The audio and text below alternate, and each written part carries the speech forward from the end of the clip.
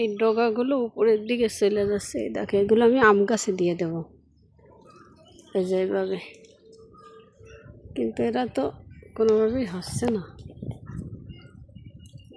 ভাইয়ে দিই তাহলে চলে যাবে না। এই যে বদ্দিকে দেখিস ডাল ভাইয়ে দিচ্ছে, ওদিক চলে যাচ্ছে। এই যে এটা আছে দুন্দল গাছ আর শশা গাছ।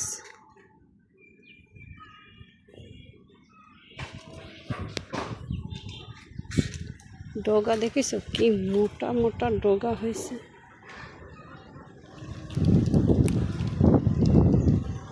আম গাছে উঠাই দিলে কোনো সমস্যা হবে না, কারণ এত লতা ঝাঁপায় না বেশি। এই যে দিয়ে দিলাম,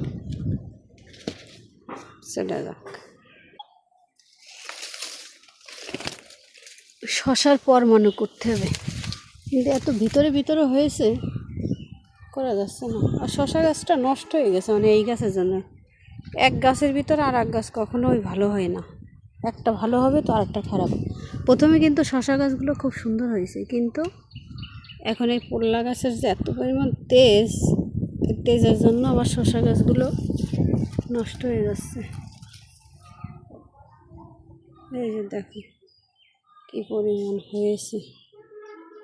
শশাও হয়েছে, এর আগে তো দেখিছি। ওই যে দেখো ছোট ছোট বের হয়েছে, ভিতরে অনেক বের হয়েছে।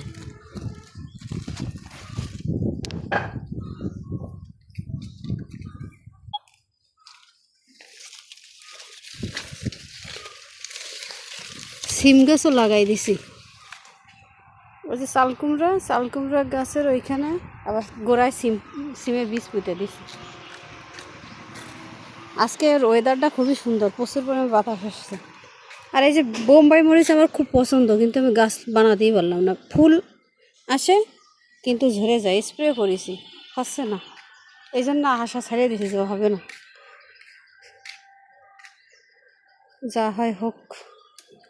কিন্তু আমি এই শশা গাছগুলো আমার নষ্ট হয়ে গেল, এই জন্য আমার মনটা খারাপ হয়ে গেল। আমার দুন্দুলা তো পছন্দ না, কিন্তু দুন্দুল গাছের কারণেই আমার শশা গাছগুলো নষ্ট হয়ে গেছে। দেখো আজকের ওয়েদারটা কত সুন্দর। এই যে দেখো মেঘলা আকাশ, প্রচুর পরিমাণে বাতাস হচ্ছে, মানে এত বাতাস ঘরে ফ্যান লাগছে না, বিশাল বাতাস আসছে, খুব ভালোও লাগছে। এই দেখো কি পরিমাণ বাতাস আসছে, দেখিস গাছের খুব সুন্দর বাতাস আসছে। আকাশটাও সুন্দর, হয়তো বৃষ্টি শুরু হবে, যেহেতু আষাঢ় মাস শেষের দিকে একদম, আর অল্প কয়েকদিন আছে। শ্রাবণ মাস মানেই তো বৃষ্টি শুরু।